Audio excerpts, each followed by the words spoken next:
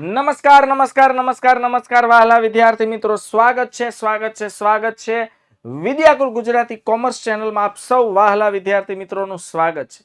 વિદ્યાર્થી મિત્રો, જ્યારે વાર્ષિક પરીક્ષા નજીક આવી રહી છે, 11મા ધોરણના વિદ્યાર્થીઓ છીએ તો શું થયું, 11મું ધોરણ છે ને, ધોરણ 12 નો પાયો નથી, એ સમગ્ર કોમર્સનો પાયો છે.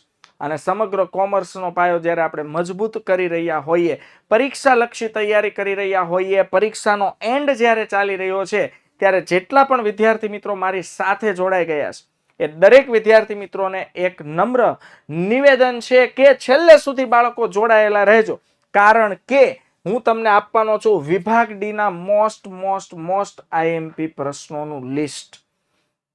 જોરદાર જબરજસ્ત પ્રશ્નો છે બાળકો, પ્રત્યેક પ્રશ્નના 3 ગુણ. ઓકે, તો વાર્ષિક પરીક્ષા 2025 માં તમને આનો ખૂબ જ ફાયદો થવાનો છે. જોઈએ બાળકો, નંબર 1, ચેપ્ટર નંબર 1 ની વાત કરીએ તો ધંધાનું સ્વરૂપ, હેતુ અને કાર્યક્ષેત્ર. કાળજી એ રાખવાની છે કે છેલ્લે સુધી જોડાયેલા રહેવાનું છે. આ વિડીયો તમને ખૂબ જ હેલ્પફુલ નીવડશે, મને ખબર છે.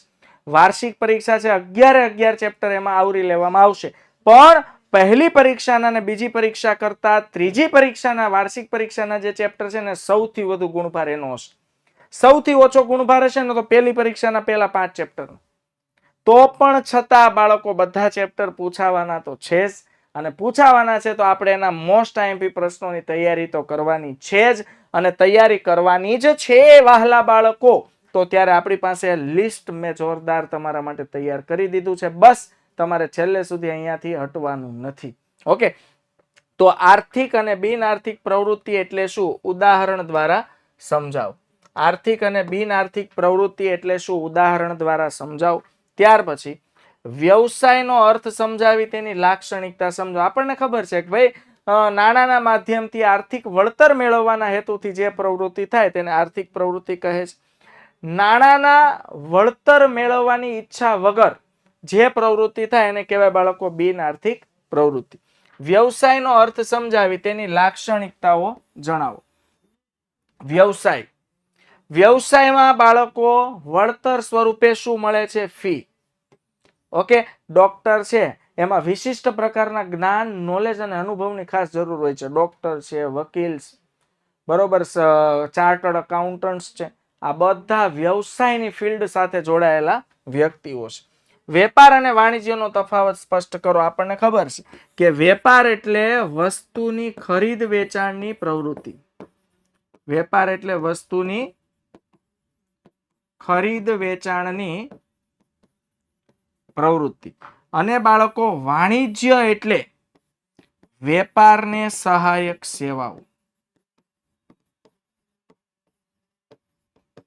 અને આ વેપારને સહાયક સેવાઓમાં બાળકો શેનો સમાવેશ થાય છે ભાઈ, બેન્કિંગ, વીમો, વખાર, વાહન વ્યવહાર, આ બધી સેવાનો સમાવેશ બાળકો વેપાર વાણિજ્યમાં થાય છે. ચેપ્ટર નંબર 2, ધંધાકીય સેવાઓ. નંબર 1, વીમો.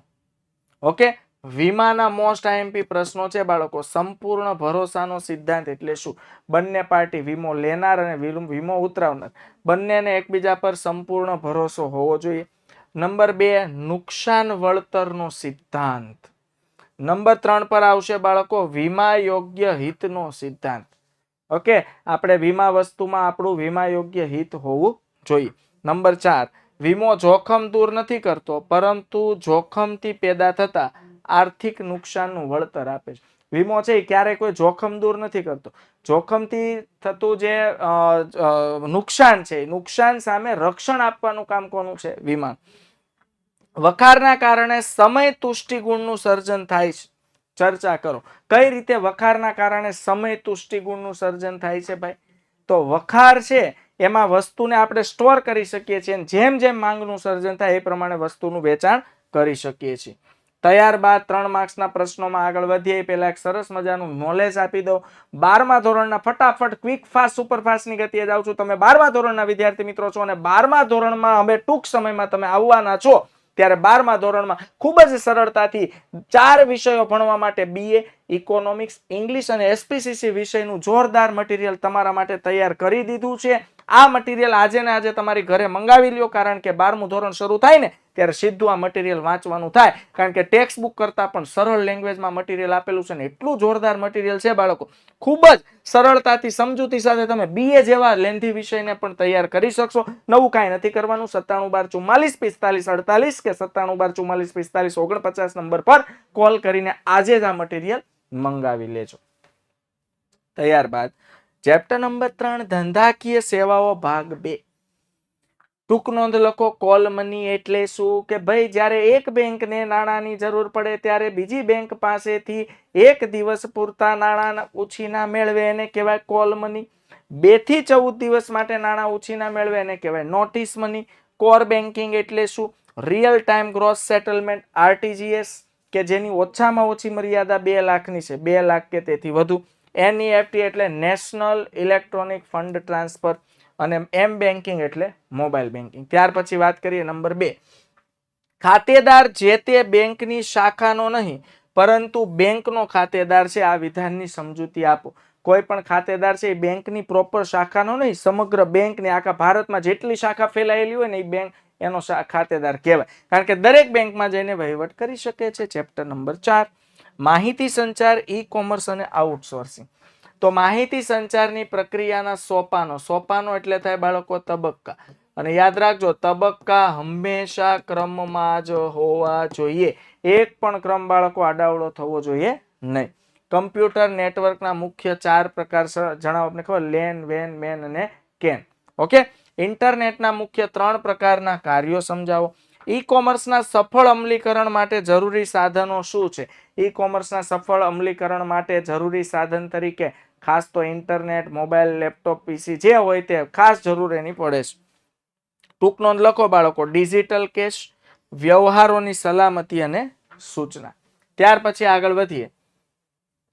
ચેપ્ટર નંબર 5 ધંધાકીય વ્યવસ્થાના સ્વરૂપો ભાગ 1. વૈયક્તિક માલિકીનો અર્થ આપી તેની લાક્ષણિકતાઓની સમજૂતી આપો. ભાગીદારી પેઢીનો અર્થ આપી લાક્ષણિકતાઓની યાદી તૈયાર કરો. નંબર 3 વૈયક્તિક માલિકી એ ધંધાની તાલીમ શાળા છે. નંબર 4 દરેક ભાગીદાર બીજા ભાગીદારનો એજન્ટ છે. અને નંબર 5 વૈયક્તિક માલિકી અને ભાગીદારી પેઢી વચ્ચેનો તફાવત સ્પષ્ટ કરો. એકલો વ્યક્તિ ધંધાનું મેનેજમેન્ટ પણ કરશે, ધંધો પણ ચલાવશે.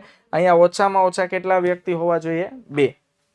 ચાલો ત્યાર પછી વિદ્યાર્થી મિત્રો ફટાફટ વળી પાછું તમને કહી દઉં, એક સરસ મજાનું એપ્લિકેશન છે તમારા માટે ખાસ બનેલું છે, youth education paper generation application, જેમાં આવશે લર્નિંગ સેક્શન. લર્નિંગ સેક્શન તો આવશે જો એપ્લિકેશન તમે ડાઉનલોડ કરશો. લર્નિંગ સેક્શનમાં જશો એટલે આ બધી વસ્તુ તમે ફ્રી ઓફ કોસ્ટ ફ્રીમાં મેળવી શકશો, જેમાં દરેક વિષયના પાઠ્યપુસ્તકની પીડીએફ છે, દરેક વિષયના વિડીયો સોલ્યુશન છે, દરેક પ્રકરણ મુજબ practice paper plus IMP material, MCQ test, reading material અને બોર્ડના પેપરો તો ખરા જ. આ બધું મટીરિયલ ફ્રી ઓફ કોસ્ટ તમને મળી જશે. નવું કાંઈ નથી કરવાનું ભાઈ. ગૂગલ પ્લે સ્ટોર પર જઈને આ એપ્લિકેશન ડાઉનલોડ કરીને લર્નિંગ સેક્શનમાં જવાનું છે. તમે એકલા નથી ભાઈ, 1 મિલિયન પ્લસ ડાઉનલોડ થયેલું છે આ એપ્લિકેશન. તો આ એપ્લિકેશન પૂરેપૂરું વિશ્વાસપાત્ર છે. ઓકે. નંબર 6 ધંધાકીય વ્યવસ્થાના સ્વરૂપો. નંબર 2 સહકારી મંડળીના ફાયદા જણાવો.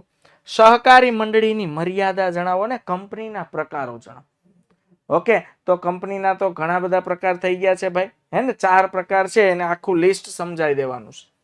નંબર 7 જાહેર ક્ષેત્ર, ખાનગી ક્ષેત્ર અને વૈશ્વિક સાહસ. ખાતાકીય સંચાલન એટલે શું? તેની લાક્ષણિકતાઓ જણાવો. ત્યાર પછી આવશે નંબર 2 જાહેર નિગમનો અર્થ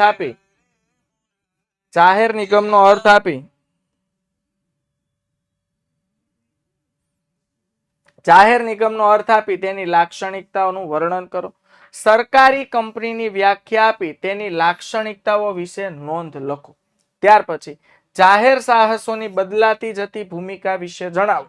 અને નંબર 5 જાહેર ક્ષેત્ર અને ખાનગી ક્ષેત્રના તફાવતના મુદ્દા જણાવો. જાહેર ક્ષેત્ર અને ખાનગી ક્ષેત્ર વચ્ચેનો તફાવત. ચાલો ત્યાર પછી ચેપ્ટર નંબર 8 ધંધાકીય મૂડીના પ્રાપ્તિ સ્થાનો. સામાન્ય ઇક્વિટી શેરના ફાયદા અને મર્યાદાઓ જણાવો. સામાન્ય ઇક્વિટી શેર એટલે ઓર્ડિનરી શેર, આપણા પ્રિય ઇક્વિટી શેર.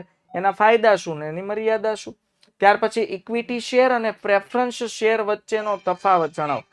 ઇક્વિટી શેર અને પ્રેફરન્સ શેર વચ્ચેનો તફાવત જણાવો. ઓકે, ત્યાર પછી વ્યાપારી બેંકની ધિરાણની રીતો સમજાવો. વ્યાપારી બેંકની ધિરાણની રીતો સમજાવો. નંબર 4, માલિકીના ભંડોળ અને ઉછીના ભંડોળનો તફાવત જણાવો. અને મોસ્ટ આઈએમપી ટૂંકનોંધની વાત કરીએ બાળકો, તો બોન્ડ, વેપારી શાખ અને આંતર કંપની થાપણો સમજાવો. ત્યાર પછી ચેપ્ટર નંબર 9 એમાં આવશે આંતરિક વેપાર. તફાવત જણાવો ખાતાવાળી દુકાન અને સંકળાયેલી દુકાન. ત્યાર પછી ટૂંકનોંધ લખીએ તો ટપાલ વ્યવહારી દુકાનો, સુપરમાર્કેટ, સ્વયં સંચાલિત વેચાણ યંત્રો, છૂટક વેપારી અને જથ્થાબંધ વેપારી, ફ્રેન્ચાઇઝ અને શોપિંગ મોલ. આની ટૂંકનોંધ પૂછાય છે મોસ્ટ. ચેપ્ટર નંબર 10 પુષ્પા વેપાર. આપણે ભાઈ આનું નામ પાડી દીધું છે ભાઈ, પુષ્પા વેપાર. શું? પુષ્પા ઇન્ટરનેશનલ, આંતરરાષ્ટ્રીય વેપાર. વિદેશ વેપારમાં વધુ જોખમ હોય છે, સમજાવો. ત્યાર પછી આંતરરાષ્ટ્રીય વેપારમાં માલનું પેકિંગ કેવું હોવું જોઈએ. નંબર 3, કપ્તાન કે સાથીની રસીદ એટલે શું? નંબર 4, WTO એટલે બાળકો થશે world trade organisation. World trade organisation. અને EPZ નો એક્સપોર્ટ પ્રોસેસ ઝોન, EPZ નો અર્થ આપો. અને છેલ્લું અને અતિ પ્રિય લાસ્ટ ચેપ્ટર ધંધાની સામાજિક જવાબદારીઓ જણાવો. શા માટે નિકાસકાર ખામીવાળી મેટની રસીદ પસંદ કરતો નથી? ત્યાર પછી ધંધાની કર્મચારીઓ પ્રત્યેની સામાજિક જવાબદારી સમજો. ભાઈ ધંધાની કર્મચારી પ્રત્યે યાદ રાખજો, ધંધાની કર્મચારી પ્રત્યે, ગ્રાહકો પ્રત્યે, ઓકે, રોકાણકારો પ્રત્યે, વેપારીઓ પ્રત્યે, બધા પ્રત્યે કંઈક ને કંઈક સામાજિક જવાબદારી હોય છે. તો આ એકાદામાંથી એકાદું પૂછાય બાળકો. યોગ્ય સમયે તેમજ યોગ્ય કિંમતે યોગ્ય પેદાશો પૂરી પાડવી કે ધંધાની સામાજિક જવાબદારી બની રહે છે, સમજાવો. ત્યાર પછી ધંધાકીય નીતિમત્તાના કાયદા દ્વારા અમલ શક્ય નથી. ધંધાકીય એકમે પર્યાવરણ સંદર્ભે કયા કયા ક્ષેત્રે ફરજ બજાવવાની છે? ઓકે, તો વિદ્યાર્થી મિત્રો તમારા માટે મોસ્ટ આઈએમપી વિભાગ ડી ના પ્રશ્નો તૈયાર કરેલા છે. હવે તમારે તૈયાર કરીને બેસ્ટ સ્કોર કરવાનો છે વાર્ષિક પરીક્ષા 11મા ધોરણની 2025 માં. મળીશું બાળકો નેક્સ્ટ વિડીયોમાં.